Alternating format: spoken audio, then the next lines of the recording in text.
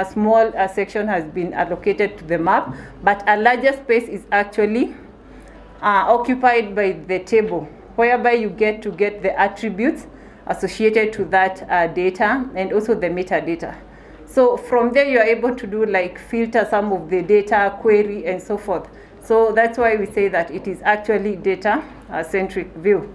It is also, it's actually hosted within ArcGIS Online.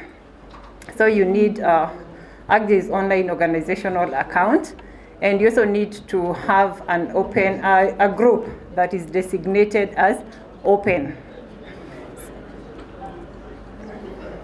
So let's look at why does open data actually matter? Why does it matter?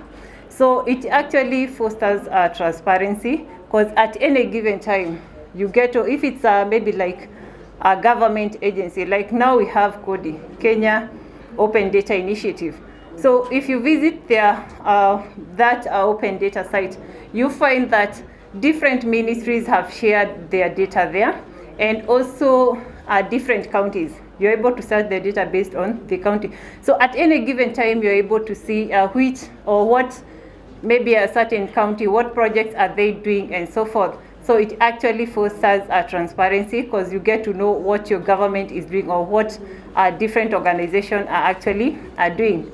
It also promotes accountability, in that if maybe they were undertaking a project and they had maybe indicated like maybe by the end of this year we will have finished. So it means they have to keep that word, because it's like whoever had visited that site and had actually seen that there is this ongoing project, is going to be finished at this time. So you are able actually to see if actually you can hold them accountable, that is as a member of public.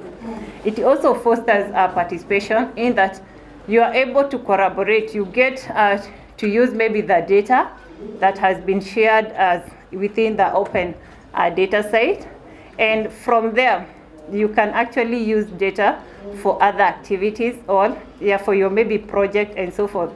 So if we have also other, it also supports searching data from other groups that has been designated as open. So in that you find that you can have more than one organization actually collaborating in terms of sharing the data. It promotes, we will also see that how does it promote innovation.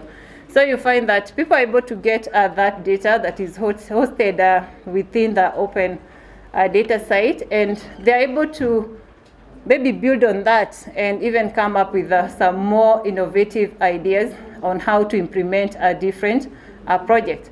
It also saves money in terms of, like if, for instance, you look at the ministries, if there is that collaboration, it means that you will not spend so much money and also time collecting the data which already exists. Because if you know that maybe this organization has this kind of data, it means you just need to go and access that data instead of going to the field and creating your own data from the scratch. So in that way, you find that it actually promotes economic development.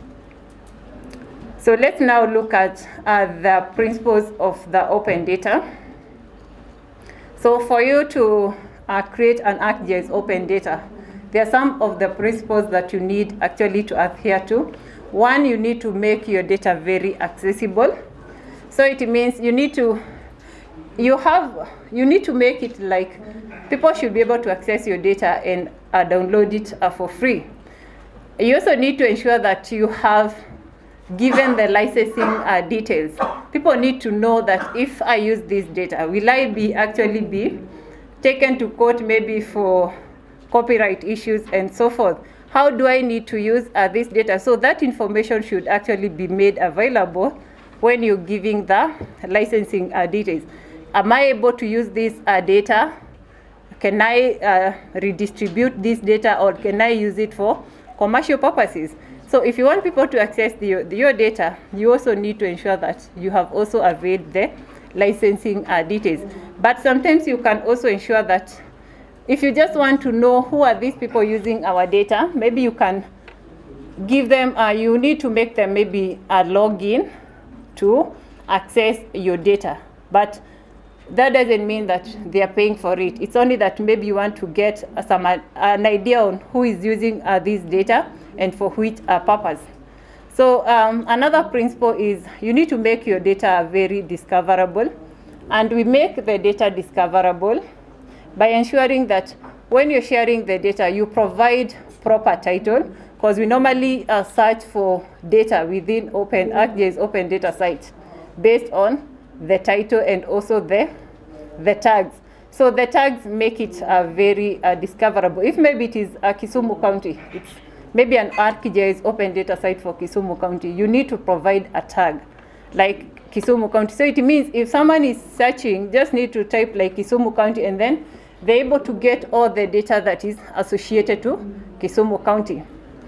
So you also need to ensure that your data is actually corroborative, in such that people are able to move that data or to just download that data and use it in different applications. Like in our case with ArcGIS open data site, you're able to move that data, you share it into ArcGIS online directory from the open data site. You can even email somebody that file. You can download it as a share file, CSV or KML. So you see that it is not, it supports different data formats. So you also ensure that your data is very explorable. Like you need to give people option when they're viewing their data. They should be able to query and see if this is the kind of data set they want. So ArcGIS open data site also supports what we call smart mapping. So from there, they're able to do to just map that data and see how actually it appears. So you can even get some pattern in the distribution of your data set by just doing some simple smart mapping.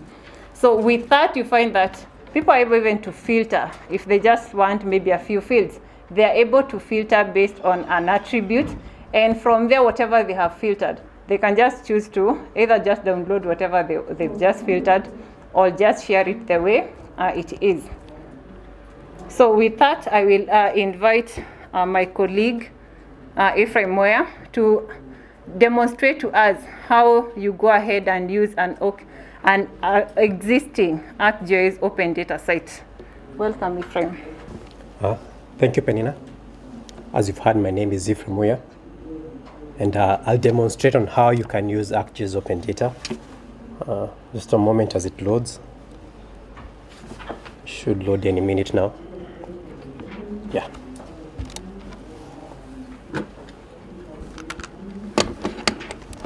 opendata.arcgis.com. This is the website that you can get all the information you need regarding ArcGIS open data. For you to be able to use ArcGIS open data, first of all, you need an ArcGIS online organization account. As an administrator, you need to enable ArcGIS open data to be. It's on. Oh, I'm sorry. I have a mic and I'm being requested to speak up. For you to be able to use ArcGIS open data, you need an ArcGIS online account. As you can see, I've already signed in with mine. So you don't really need to have different accounts for all these sites that we have available. So currently we have about 3,600 organizations that are currently using our ArcGIS open data, and there are about 58,000 open data sets available. What does this mean? You have access to more than about 50,000 data sets that you can download and use for your own purpose. So we're going to explore one existing open data site that we have already configured for the purpose of this demo. So I have one over here configured for the county of Kisumu. So this is Kisumu County open data site. At first glance, it looks like just any other website, but it's actually not. It's if you may allow me, it's some kind of a geo portal, in the sense that you can access this data, download this data, and use it as you so wish. As you can see here, we have one open data site. A brief introduction about Kisumu and the area. And then again, the data has been categorized in quite a number of categories. We have data that's related to agriculture, administrative boundaries, education, demographics, environment, and again, all the data sets. All these categories are up to you. They are not predefined. You don't have to have these exact same categories as I do. Probably in your organization, you have your own set of data sets that you have available. So for you to be able to have such categories, one thing that you need to have is tags. Tags are really, really important in the sense that the end users will just search for the data based on tags. Like, for example, if I want to search for data related to Kisumu and agriculture, I'll just type in probably agriculture Kisumu, and I'll find that exact data. So I'm going to click on one of the categories and see what kind of data that I have over here. So I'm going to click on environment, and it will load all the data that I have that have been available, have been made available for use. As my colleague mentioned, is that not all your data sets from your ArcGIS online account will be made available here, so you don't need to be worried about that. It's only the data that you will allow. Like, for example, there's a group that is existing, I'm going to show you in the second demo, that has all these data sets, such that I have data that's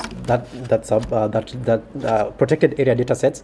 These data are made available to be that can be freely downloaded by the members of the public. But what if I didn't want this particular data to be available here? I just want it to be only available to the guys within my organization. I will not add that data to that particular group that's there. So we're going to explore one of these data sets. So we have our rivers. So as you can see, ArcGIS Open Data is more or less form-centric.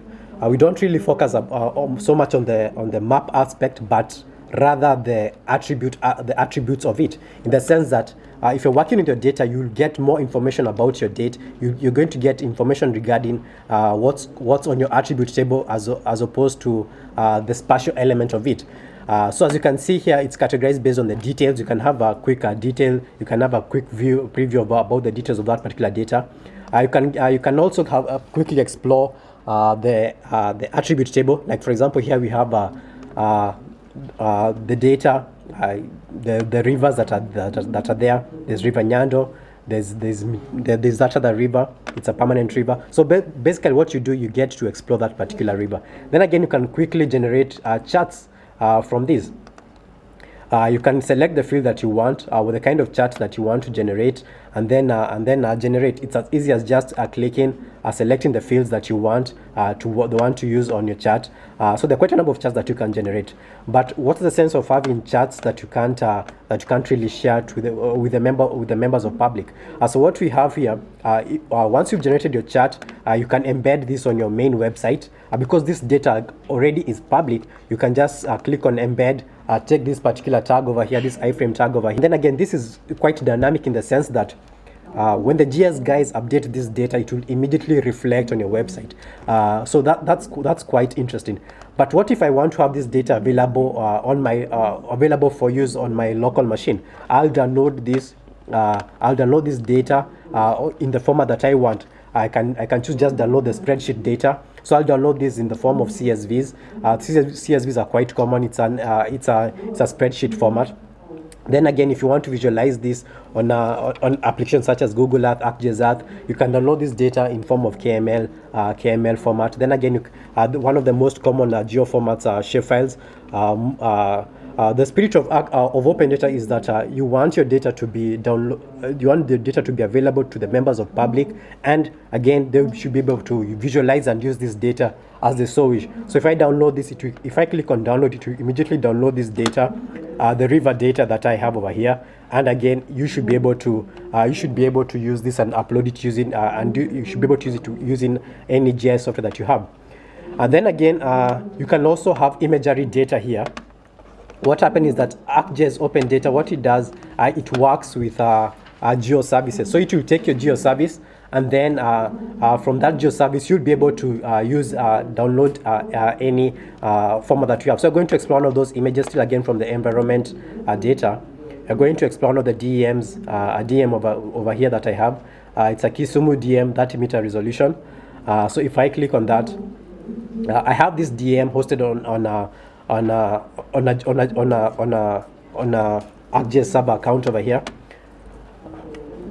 So from this DM, again, you can still explore the content of that DM, and then again you can download the same DM in various formats, image formats. You can have the PNG format. Basically, the PNG format, what it does, it maintains your transparency, the transparency of your data. So if your imagery data has certain transparency settings on it, it will maintain the exact same transparency settings. JPEG does not maintain transparency settings. And then again, you have TIFF. This is one of the most common image formats that we have. So you can download this format in form of TIFF and have it available for use. Then again, still like the other one, you can explore. Just a moment. You can explore the attributes of that particular DM. So actually, what you realize that open data, it's quite easy to use. And then again, this site that I created over here, you can create it in less than 1 hour because it's really easy to use. You don't really need to have any coding skills. That we'll do in the second format, but before in the second demo. But before that, I'll invite my colleague to proceed with the second bit of this presentation.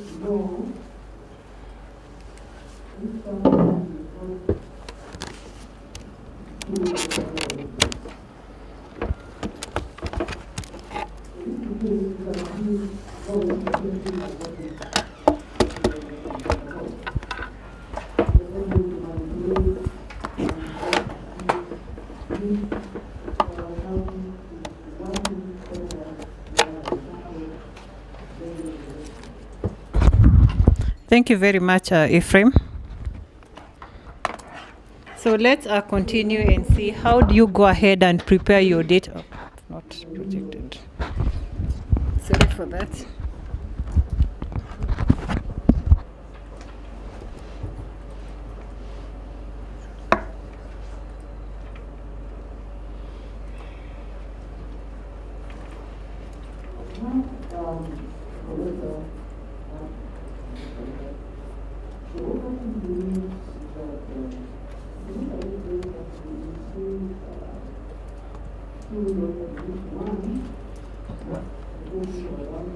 Thank you very much, Ephraim. So let's continue and see how do you go ahead and prepare your data for it to be now shared into or to be availed in the open data site. So the first thing you need to ensure that your data is very easy to understand. And for you to make your data easy to understand, it means that you need to set some attributes aliases. So when you're authoring your layers within ArcMap, ensure that you actually ensure that you set the attribute aliases. This makes your attribute fields to be able to make, you give it a title that is actually, people are able to understand what this attribute field is all about. Then you can also set an appropriate hover field. Is that by just hovering around, I'm able to see, I get some highlights on what it's all about this data. So then if you have some attributes that don't add any meaning to your data, so you can just remove those attributes field. Then it is important to ensure that you keep an object ID. This is a unique identifier for your features, so that is very important. And you also need to keep the shape field. You also need to keep the shape field. So if by doing all that, you ensure that your data is actually very easy to understand, and people will be more than willing to use that data. So how do you go ahead and add your data into ArcGIS Online? So basically, for you to be able to share data within ArcGIS Open Data Site, your data should be hosted into ArcGIS Online. It should be hosted within ArcGIS Online. So this data could be authored either from the web, or it's the data that you actually authored from ArcMap. So once you have authored your data, whether from WebApp or ArcMap, you need now to publish it into ArcGIS Online. And if maybe the data that you want it available into ArcGIS Online, it is hosted in the server, you need to register that data with the server. You need to register the data with the server first before you actually share it into ArcGIS Online. So ArcGIS open data, we said it's very open, is that it is actually supports a different data format. So you can choose to publish your data as a map service. You can choose to publish your data into ArcGIS Online as a feature service. Or if you have some imagery, you can also share. Or if you just want data that just be visualized, just for visual, not for any query, you can choose to share it as an image service. So if you still have your Excel data within Excel, you still are not limited to making that data available into your open data site. So you can still share your CSVs, PDFs, and also the Word documents. So how do you create an effective metadata? So metadata, this is it gives additional information concerning your data, because you don't want people to download data that they have got no idea what this data is all about. So it is very important that you create a metadata, and you create a metadata by ensuring that you give your data proper title. You also ensure that you give a proper description. In such a way, people will get a summary on what it's all about this data. You also need to give a licensing information, because as I had mentioned earlier, people might be skeptical in terms of downloading data or distributing data that could land them into, maybe get them into some legal problems. So ensure that the licensing information is also available. You also need to give tags. So tags makes your data to be very discoverable by just typing a keyword, and you find that at least related to your data is actually highlighted. You can also, if you have some icon representing maybe the different data set that you have, it's also good, because sometimes people are more visual. So you can also provide some icons that people are able to relate and identify with it. So for you to be able to designate your data or to push your data into open data site, you need first of all to enable an open data for your ArcGIS Online organization account. So for you to be able to do this, you must be an administrator. You must have the rights of the administrative rights, that is. So if you, as an administrator within your organizational account, you are able to enable the open data for your organization. Then you can set roles. You identify like who will be publishing data for this open data site. And then something you need to always remember is that it doesn't mean that your data is publicly accessible just because you've turned your data on. So when you're configuring the group, so for the open data site to work, the data must be shared with a specific group. Then from that group, you now state whether it is public or private. So if you make it private, that is when your data now becomes publicly accessible. But if you designate that group as private, it means it's only the member of your organization that will actually have access to your data. So you need not to worry about when you're opening your open data site, if there is data that you don't want to be accessible to be accessible by the member of public, you have a way of restricting that based on how you share the group. So how do you configure your open data site? So it is important that you set the title. So these are the most basic information that you should avail when you're setting up your open data site. So you need to ensure that you have the title, you have the URL. This is a link to that open data site. You also need to ensure that you provide a map extent. If you're sharing maybe data for just maybe Kisumu County, you need to draw a rectangle on a map, on a base map, to show that. So that means that you're only sharing this data, or the data that will be found in this open data site.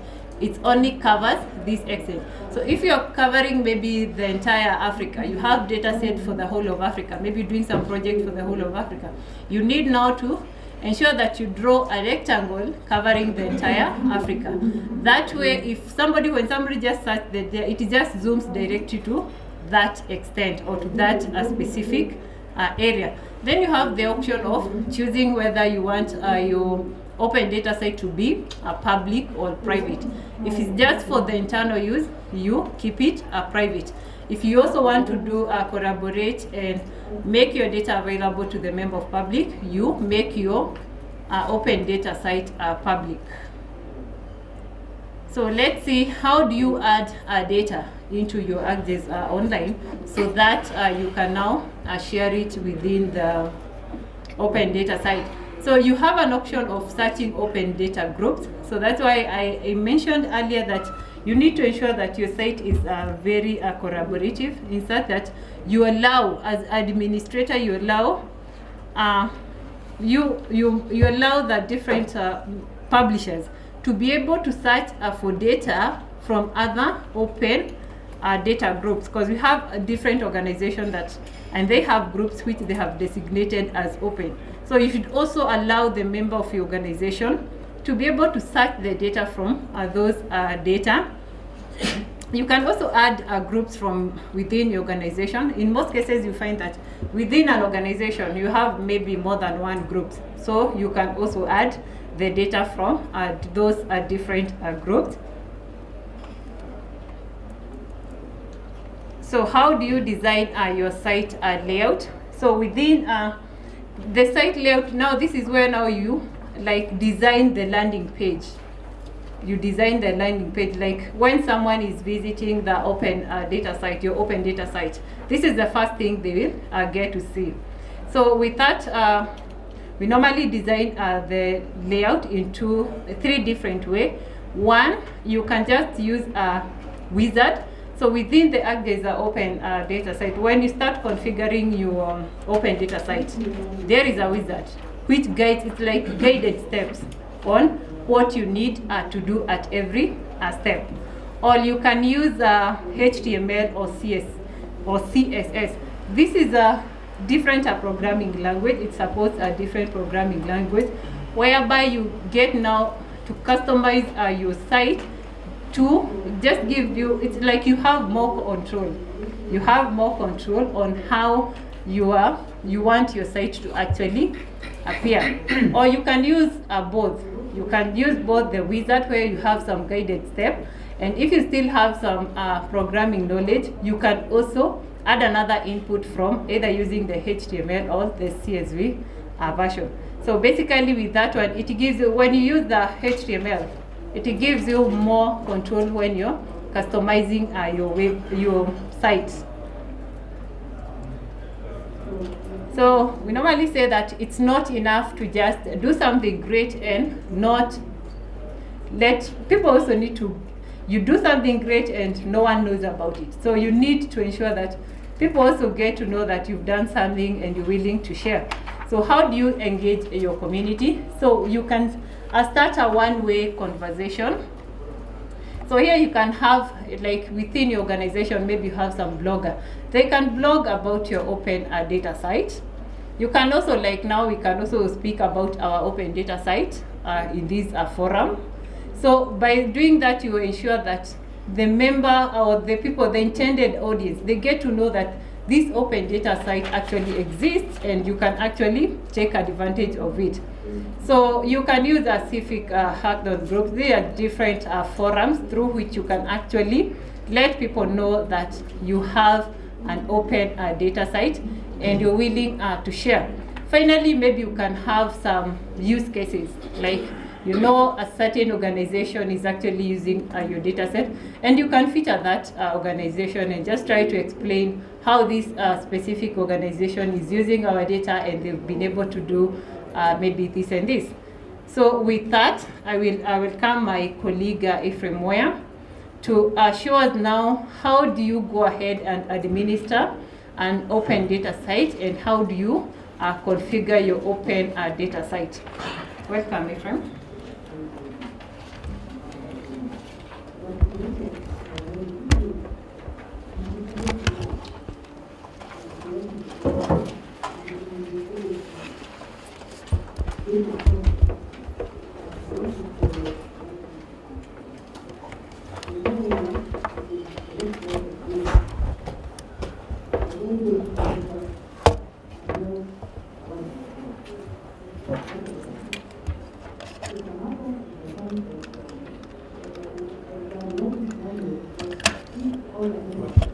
So thank you, Penina.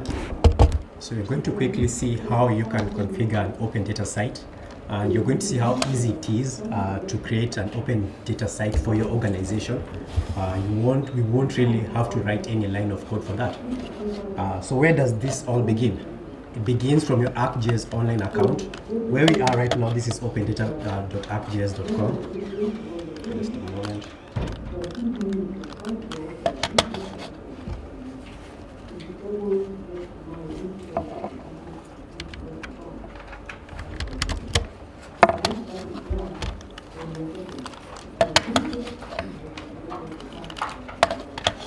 Sorry about that.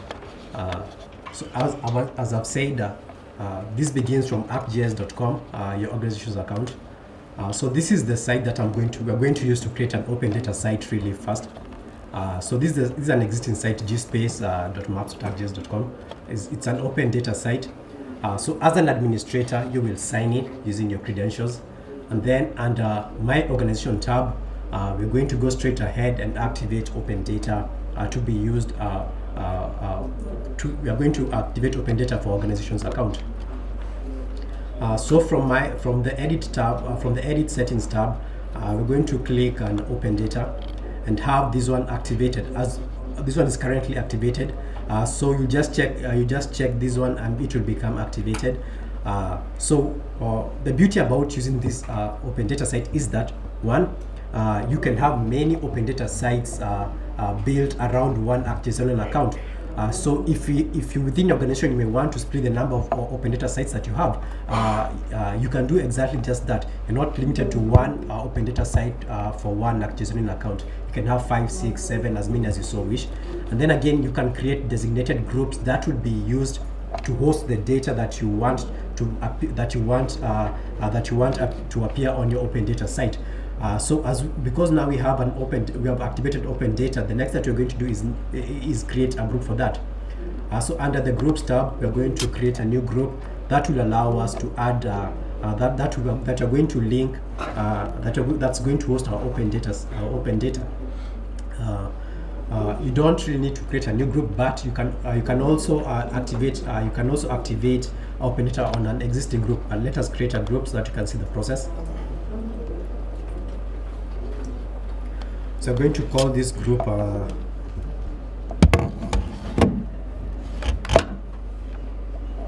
going to call it Kisumu Open Data.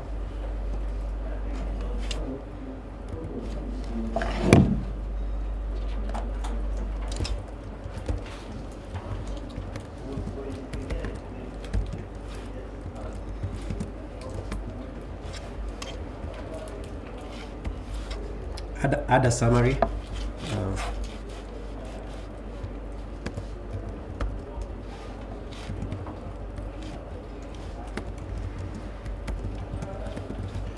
For the county of Kisumu. Then again, you can also add description to your open data site. And then what's really important is to add tags to your group. So I want to add tags, make your site discoverable. So you can't really create a group without having to have tags. So we'll have that Kisumu. You can have as many tags as you want. Tags are separated by commas. So we'll have Kisumu, open data. Then again, another really key thing that we need to do is activate this particular group to be used for open data. So I'm going to activate that. So we're going to designate as available for use in open data. If you don't do this, the data that you're going to have in that group won't be made available, despite having the name suggesting that. So we're going to have that and click on OK and save. So now this group is now available to be used on the open data site that we're going to configure shortly. So any data that you're going to add to this particular group will now be available there. So we can go ahead and start configuring our open data site. So we're going to quickly navigate back to open data site, the opendata.arcgis.com site. Then under your name, you need to have signed in here. So under your name, go to manage sites.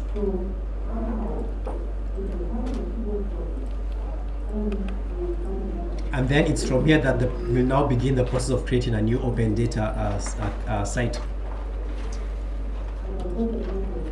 Also, let me, okay.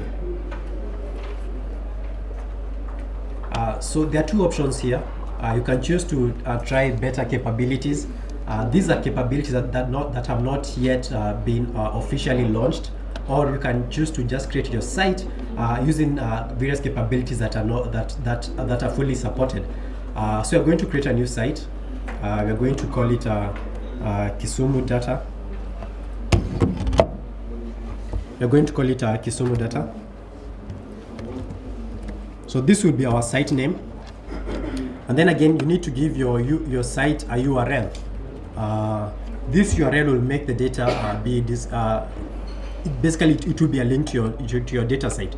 So I'm going to call it Kisumu Data. Sorry, Kisumu Data. So this will be our site. If you have your own custom domain that you've purchased, or you can still use that. And then again, if you want to track how often your site is being accessed, we do support Google Analytics, so that you can track your site. You don't want to have your site there existing, but you don't know if people are actually using it. So it has Google Analytics. You can have your Google Analytics ID there, paste it there, and you'll be able to have that. Then again, you may want to choose whether or not you want your data to be your site to be public or private. So right now, what we're going to do, we're going to leave it as private for now, then we'll make it public once we've done configuring it. So we're going to draw the extent of which we expect our data to cover. So we're going to navigate that and draw the extent. Basically, the extent, what it does, just defines where your data, the extent of your data, where you expect your data to be, to cover, that is. So we expect it to cover around this region, around Kisumu.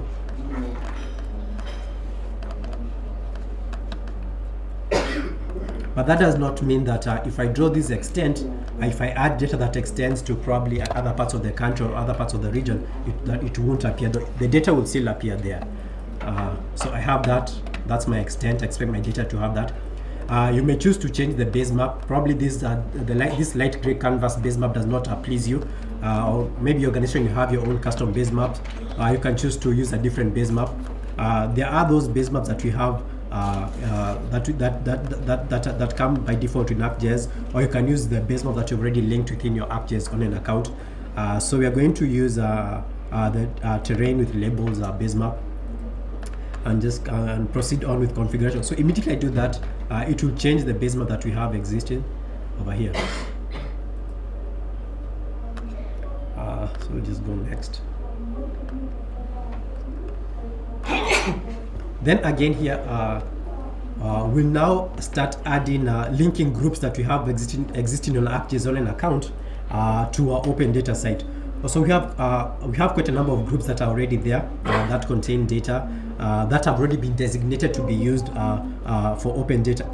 If I have a group within my organization that is not listed among here, that means that you did not designate it to be used on your open data. So I'm going to add the groups that have the data that I want to share with the public. So I'll have this is the one that we just created, Kisumu demo data. So we can also add other groups that you think will be relevant to your open data site. That will be relevant to your open data site. Then again, if you so wish to search for groups that are not within your organization, but you have an idea, you expect those groups to have data, you can search, you can uncheck that and search from other sites. So you can give a key, and then you'll be able to search and get groups that you have, maybe Kenya.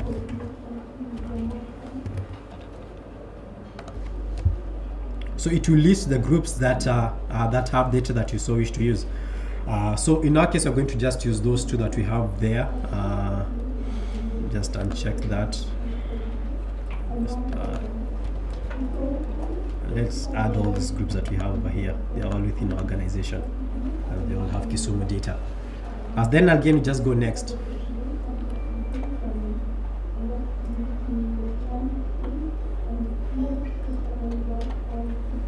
So it's from here that we now start configuring our open data site. My colleague mentioned that there are three ways that you can do that.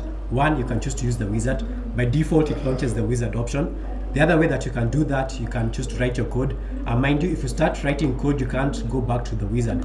So if you trust your programming skills, you can really configure these to look exactly the same as your organization's website or anything or what you decide. Or you can choose to use both. You can start with the wizard a bit. Then once you've added the basic elements, you can now start. You can switch to code and continue configuring it. So we're going to quickly use the wizard option. So I'm going to call this Kisumu. That's our site name. Immediately I do that, you're going to preview on how it would appear there. And then again, on my home page, I don't want the base map to appear. I want the base map only to appear when my data sets, where my data sets are. So I'll check that. Then I'll start adding content to my open data site, landing page. So from here, I want to briefly describe my open data site. So I'll delete that and add text. And so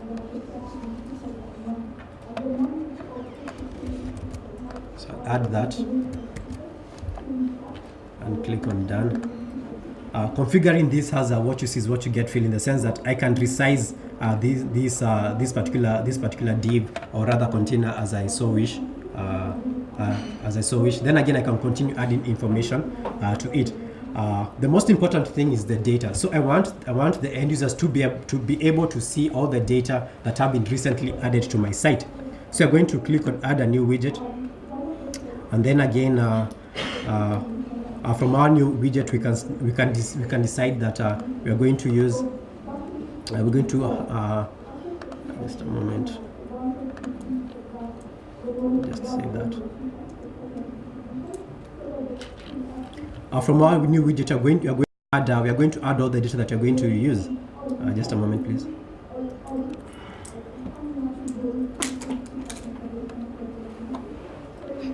Data manager, sorry.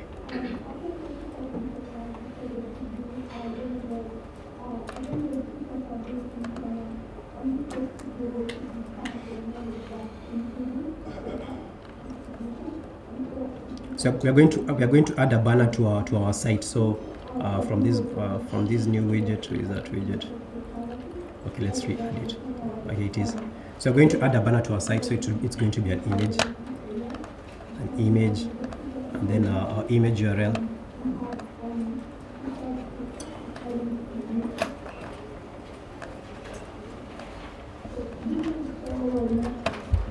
So that's our banner. It needs to be hosted somewhere. You can't upload an image. It has to be hosted on an existing server. Oh, sorry. Yeah. And then again, you can hyperlink that image probably to your website or any other link that you so wish to have, and click on done. Once I have done that, it immediately pulls that image, so I can resize it to the size that I want to use. I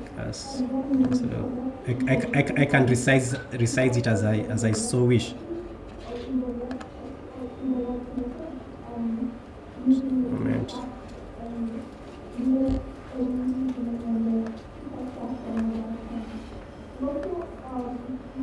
So I've added that. Then again, we need to add our site footer. Then again, you can have it still as a text. So it will be something like Kisumu County.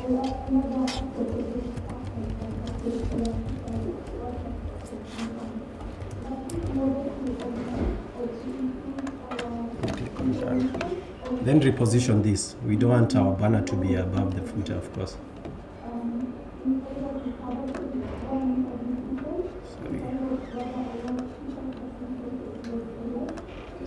That. Then we can quickly preview this and how it would appear.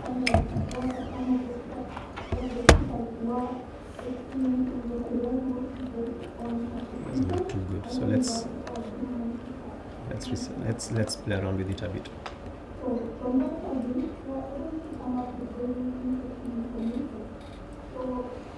So we have these.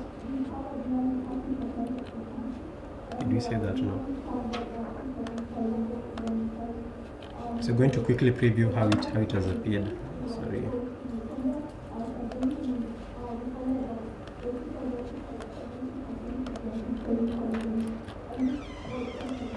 let's preview it.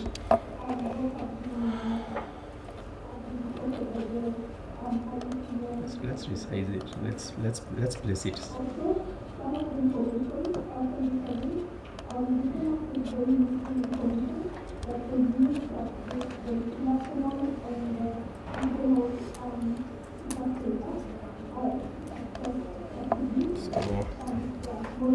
I'm going to remove this.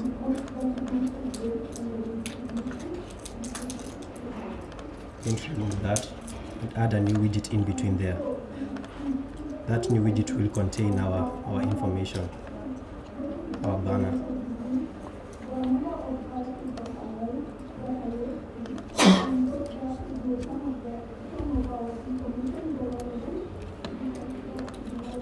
Then resize this.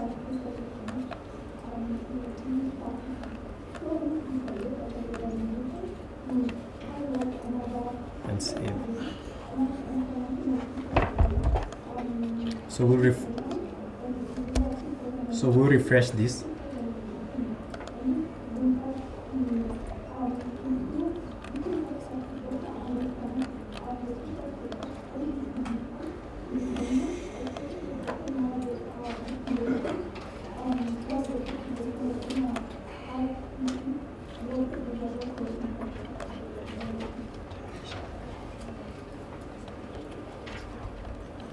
I'm being informed that time is not on our side.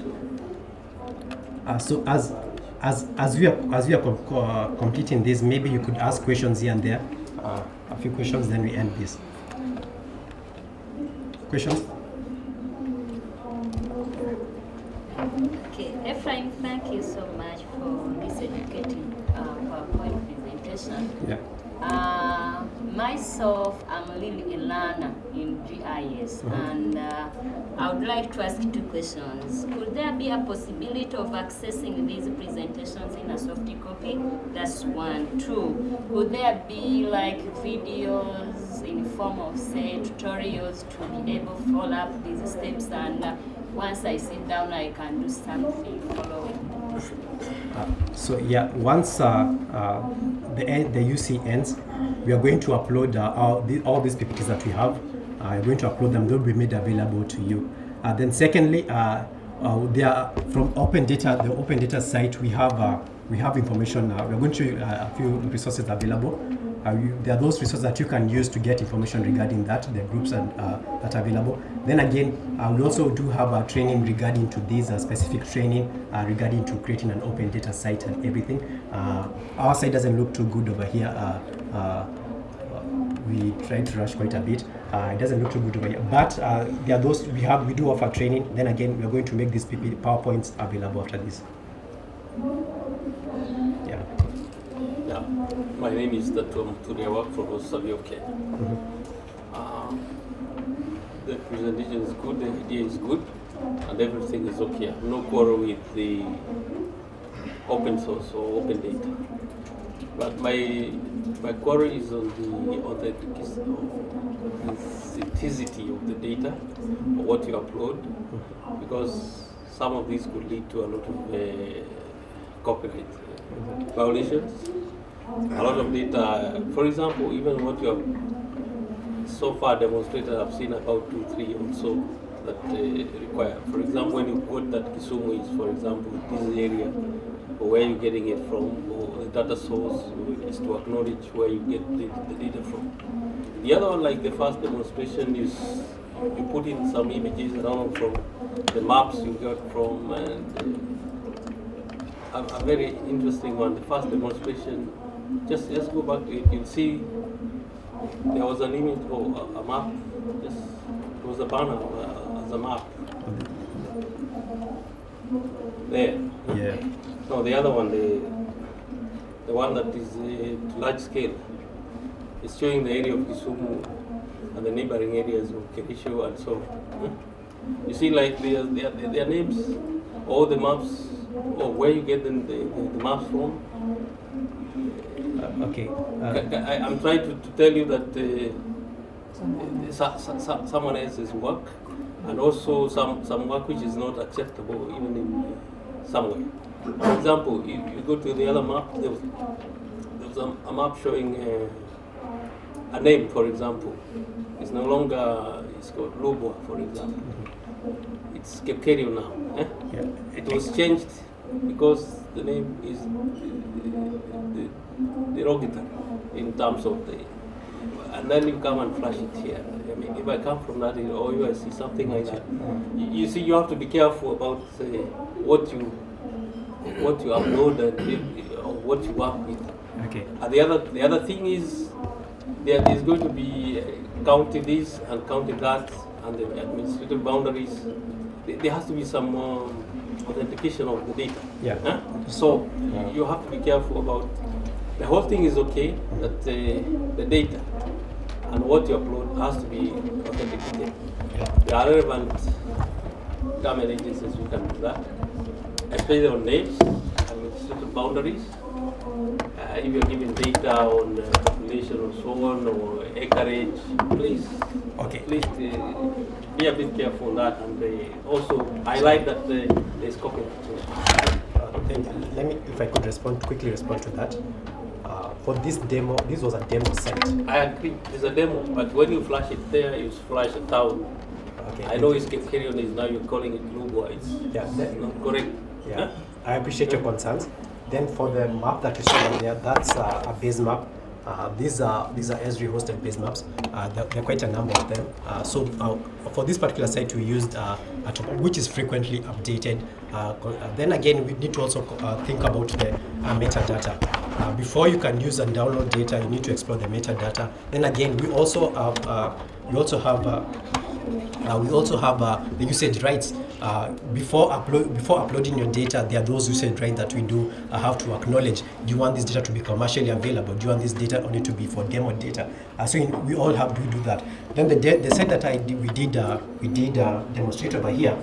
There's one thing that there's a small text towards the bottom of the screen. Those that are a disclaimer that all that data is for demo purposes. It's not to be used, just strictly demo purpose. But as an organization, you need to set your metadata. I agree with that, but I'm just telling you that the fact that you have already displayed it there, it is not verified. Like that name was changed in 1970, for example. Okay. You're still having it. Who is the authority? Is it the Esri or is it the... Okay, just there's a disclaimer that Doesn't the matter. data is for demo purposes. So I agree with that. I agree with that, but you can't use it for any other. But I agree with that, but it is wrong. I mean, yeah, telling me it's wrong. That's why it's wrong. It's because it's for demo. Whether it's demo for, but you already displayed. Thank you for your comments. I think we'll move on to the next session, which will try to hurry up and finish in 30 minutes. Thank you.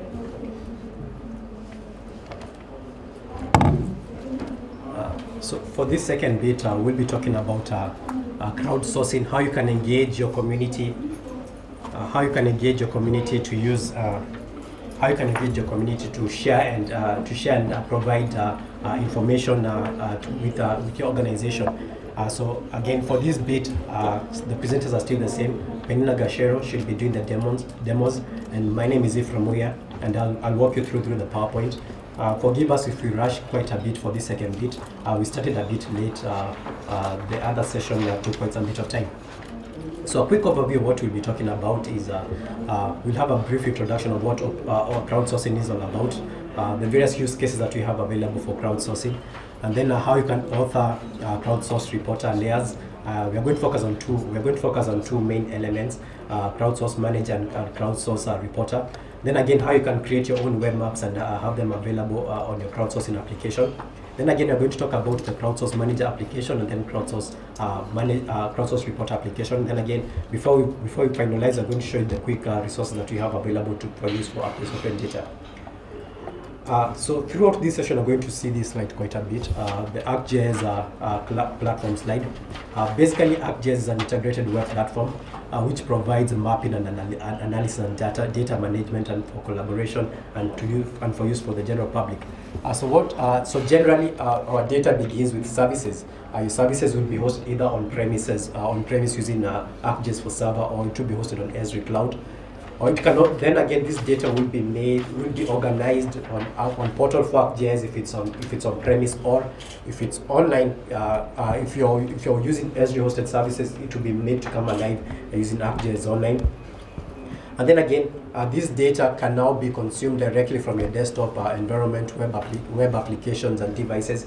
But for this particular session, because we'll be talking about how you can engage your community using crowdsourced applications, we're going to focus mainly on the mobile devices, how you can make this data available, and how you can engage the community working with how you can engage the community to get data to be used within your organization. So basically, crowdsourcing is the process of collecting volunteered information from a target group within your region of interest. You can engage the general public to collect data for you to be used. They could be reporting crime cases. They can be reporting. They can assist you to report data. They can do quite a number of things that will allow you to enrich your current GIS data. For this session, I'm going to focus on two main applications that are available on ArcGIS online, and see how you can configure them. One is the crowdsource reporter, and the second one is the crowdsource manager. You know how you go ahead and you create a web map. For you to create a crowdsourcing reporter, this is where the application now that the member of public will use to give you the feedback. You need, first of all, to have created a web map. So I already have two layers. These are there. The first one is for the word. These are just words that are just sent to Kisumu City. And then we have the layer that we need. We need people to give us information on the illegal dam site within this study area. So with that, you need to ensure that this the layer should be actually be editable. So when you edit, authoring, ensure that it is actually editable, so that people are able now to edit and give you the information. So I will quickly go ahead and create a web map. So we normally create a web map by actually loading the layer into the page tab, then you save it. So I will save it, and I will give it as the name as dumping or illegal dam site.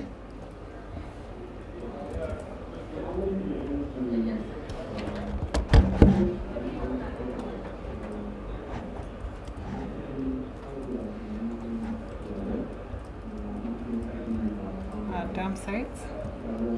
Then the tag is Kisumu County or Kisumu City. Then for the summary, I'll just copy the same and paste it here. Then we save that. Once you have saved your web map, you also need to share it. You need to share it with a member of public, because these are the people that you need to give. You want them to give you information. So once I have that, I can just go to my content. Now we already have a web map that we will use to now author our web application. That is the crowdsource reporter. So I'll just go to my content table.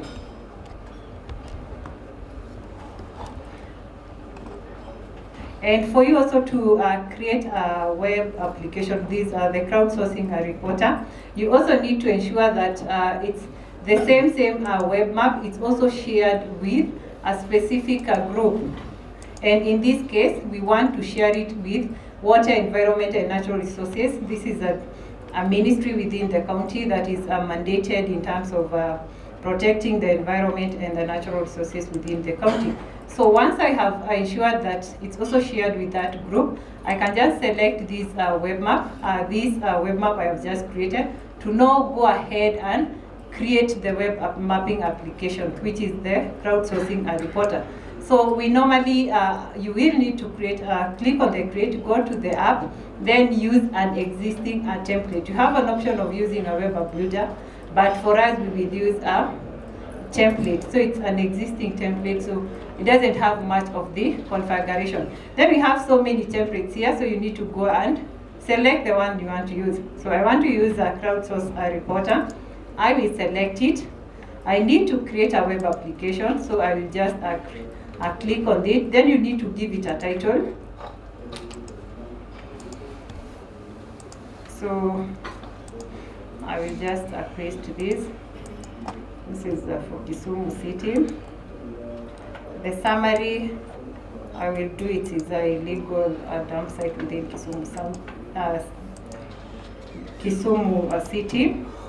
So I will just paste that summary. Then I will go and click done. So once it loads, you need now to configure the other map settings and the application settings. This is now where you configure the way your application will actually appear to the member of public as they try to give you the information that actually you are outsourcing.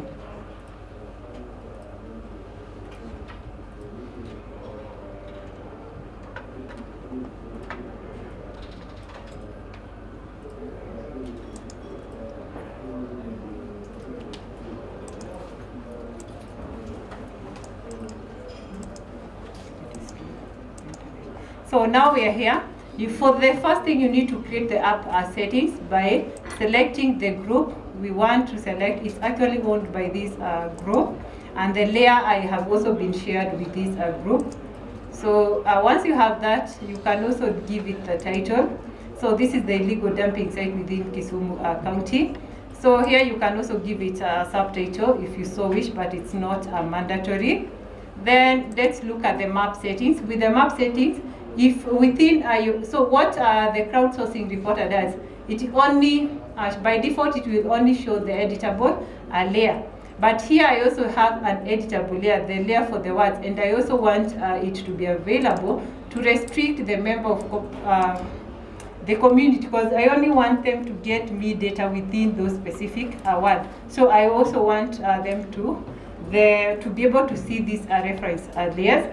Then from here you have an option of giving some more information like description, short summary, and so forth. So in our case, I will just check the default. I want to know, they will only see who owns this application and just a description of what this application is all about.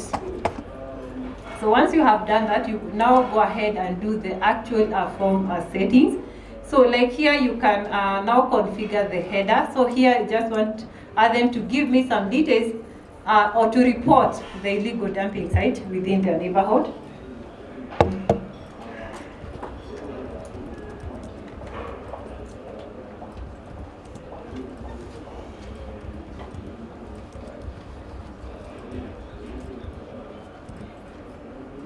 Then here I want them to also attach some, give us some maybe photos. So I'll just tell them to maybe attach a photo and so forth. So with that, they know exactly what they're required to do. So if you also want them to give some comments, you can go ahead and configure the comments. But in our case, we don't want any comments. We just want them to just map the actual location where we have the dump site. So you can also do the search settings. Here they'll be able just to search based on the word. We also have the access settings, which are very important. How do you want them to access this application? So we have an anonymous access. They don't need to log in. If some of the members of public have this online account, they can use their credential. They can also log in using Twitter and maybe Facebook. Once you have done that, you just need to save your application. And now you can just go back to the configuration or back to my content folder and ensure that you have also shared the web, the crowdsourcing reporter we've just created with the required people, or with either to the member of public and also within the member of your organization.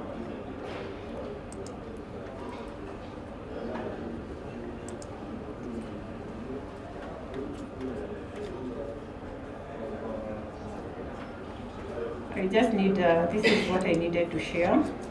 So you need to access, I want the member of our public to be able to access it. And I also want to update the sharing to also share with this our group. This is water and environment.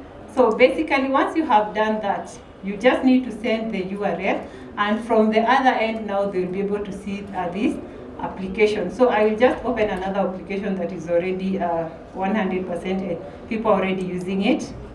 So this is the crowdsourcing. It's exactly what we have I just configured the same way I have configured this one, but now this one I'm able to see that I have some data. People already are giving me information. So if now you want to like submit a report, on the other end, you just need to come here, submit a report, click maybe the area name.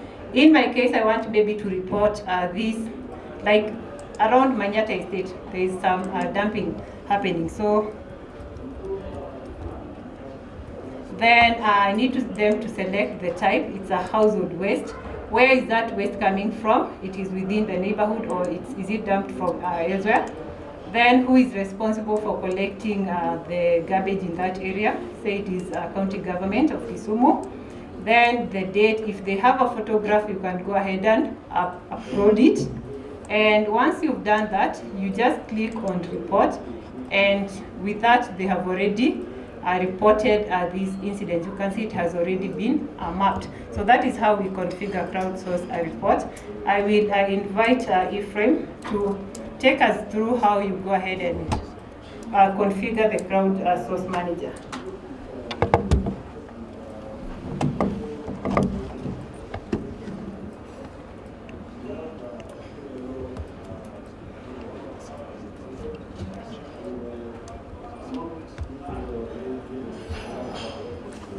Thank you, Penina.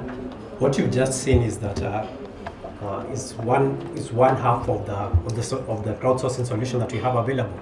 You've seen how you can configure crowdsource, how you can configure crowdsource for guys to be able to report various incidences. Then now what you're going to see is how you can now configure the other half, which is the crowdsource manager. So there are quite a number of things that so basically crowdsource manager is a companion application template for crowdsource reporter.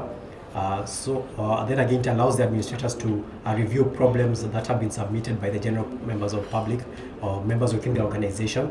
Then again, the application can be used on portable devices such as tablets, and then again also on desktop PCs. So there are quite a number of things that you need to configure on crowdsource application. First of all, you need to configure the application settings. This is generally the general behavior of your. These settings define the general behavior of your app application. Then again, we have the map settings. These you can configure these. The map settings basically define how the people using the crowdsource manager will interact with the map that has been made available. Then again, we have the report settings. You need also to configure the filter settings, how you want the data that has been available to be filtered. Then again, help settings. Help settings are quite important. It allows the user of this crowdsource manager to be able to be able to know how to use the tool, what the tool is all about, and how to go about using all these things. So after that, I'm going to I'd like to quickly invite Penina to show you how to configure the crowdsource manager. Again, please forgive us for rushing for rushing through this. So Penina. Thank you, Ephraim.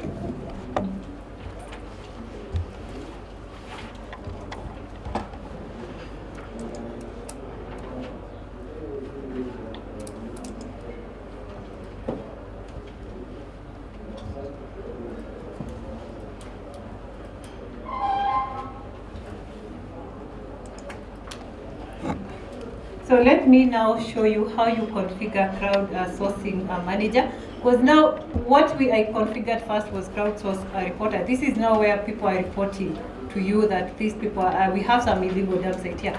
But now on the other end, whoever is in the office, you need to receive that information. How do you get to receive that information? That has been relayed from the member of public. So we do that through the crowdsource manager. So you need to create the crowdsource manager. It will still consume the same web map that was consumed by the crowdsource reporter, because it's still the same. It's the information based on the same layer. So what I will do, you just need to select, then you just come here to create. Then we are creating an application. We still are using an existing template. Then from there, I will just go through and search the template for crowdsource manager. So I will get to select it. Then I go ahead and create the web application. So here I need to give it a title. So I will use this. I'll just copy this.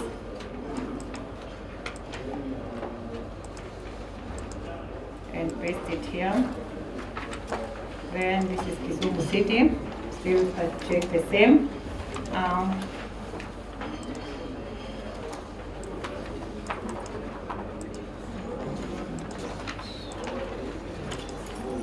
So once I have filled the basic information, I will just click done. Then it will round now the crowd sourcing manager. From there, I'll just configure it, and I now have a window through which I can, as an administrator, I'm able to see which information or which are these illegal dump sites, where they are located, and what type of waste has been reported, and so forth. So it has also, we're still configuring based on the same group. This is the Water, Environment and Natural Resources Ministry. And then you need to give it the title. So this is the title. Sorry. I'll give it the title. The URL, I'll just take the default. You can change the color here and so forth. So let's also configure some map settings. I also want the administrator to see the reference layer so that they don't maybe to do analysis outside the study area. So this I'll just give only the basic information. And with that, I will just also look at the help settings. It's always very important for me to be able to get, or for whoever is going to use this application, to get some help, in case they just don't know how maybe this application works and so forth.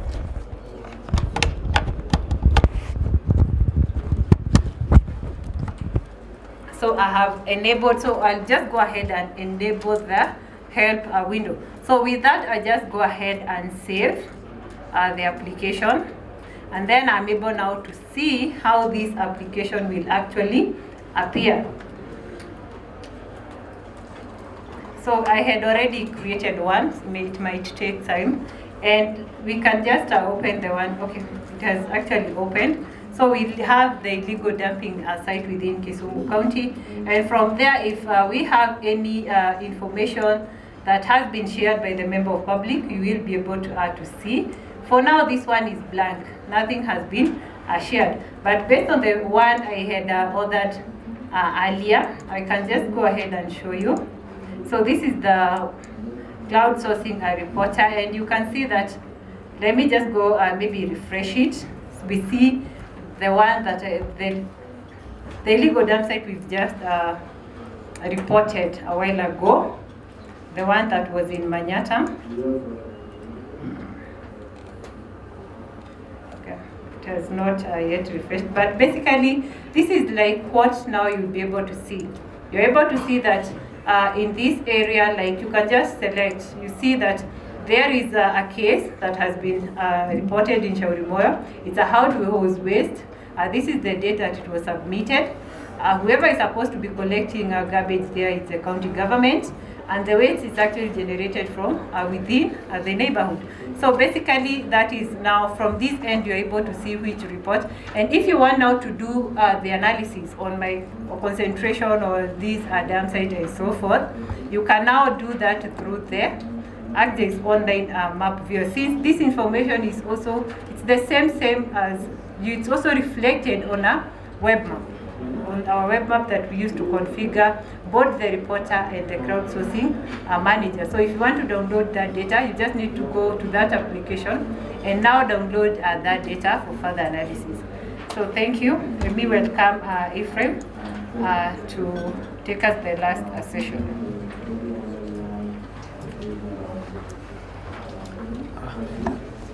Thank you, Penina.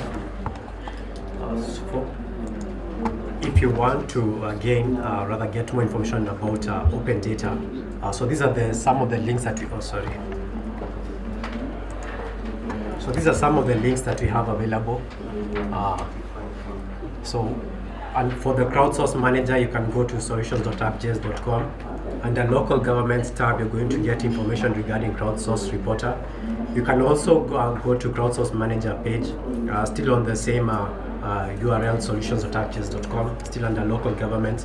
You're going to get information regarding crowdsource manager. Then again, finally, we have other blogs that you can explore to get more information about that. So we quickly invite strictly at least 2 questions for those who are still taking copying that. Yeah.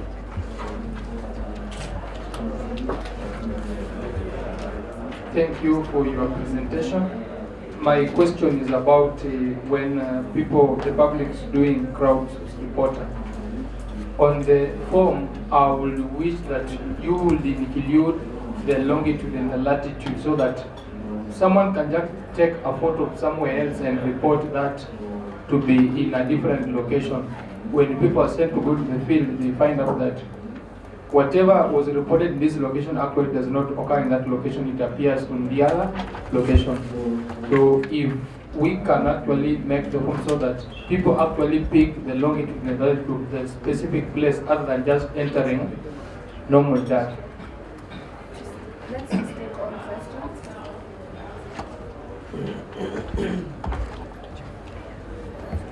Thank you for the presentation. I have a question. I mean, this system requires some people which are first very much computer literate to actually do this inputs in the computer, and also environmental very much aware about that. I would like to know, is it really feasible? Are there examples here in Africa, in Eastern Africa, where communities already using your system? And what kind of success do they have? How many kind of entries do they have actually in a week, in a month, and so on? And is it possible maybe to get some input from these people also about where these systems are already implemented? Thank you.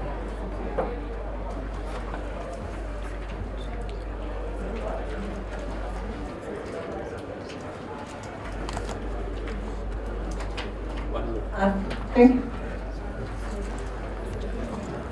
Sorry to ask again, but I'm just trying to emphasize that whatever is published or whatever is uploaded must be verified. There has to be QC. Also, some standards. You don't just pick data on this standard and on each another. And then this is also the policy. This system can also be open to abuse. You understand, and also to lead to litigation. So that data sharing protocol and policy has to be included in the whole system. Thank you very much. I will answer the first and the second question, then Ephraim will take the last question. So the first question was about, okay, let me answer. Yeah, about the location when you take a photograph. So basically, for you to access this web application, the assumption is that you're using a smartphone. And if you're using a smartphone and then you have enabled GPS, the photo that you have, you take it actually automatically geotagged. So if we download that photo, we will get the exact X and Y coordinate of that photograph. So as long as the photograph was taken using a smartphone and the GPS was actually enabled, the photo becomes a geotagged. And once we download them, we're able to map those photos as points. And if we overlay with the existing maybe base map, or maybe the map for that year, we're able to see if it's the actual exact location that you have actually indicated. Then for the second question, it is true you need a bit of, to be a bit computer competence, or you have some computer literacy skills, but it's not so advanced. Like in most cases, people of late are able to use a smartphone. So it's a very simple and straightforward application. It just requires a bit of maybe sensitizing the community. And then you also asked whether we have an example of people that are using. Actually, Mombasa County, they were doing some piloting, and what they did now, they engaged the community-based organization those are the people they actually trained on how they can use this mobile phone to give them some information, and it was actually based on the solid waste management. Thank you.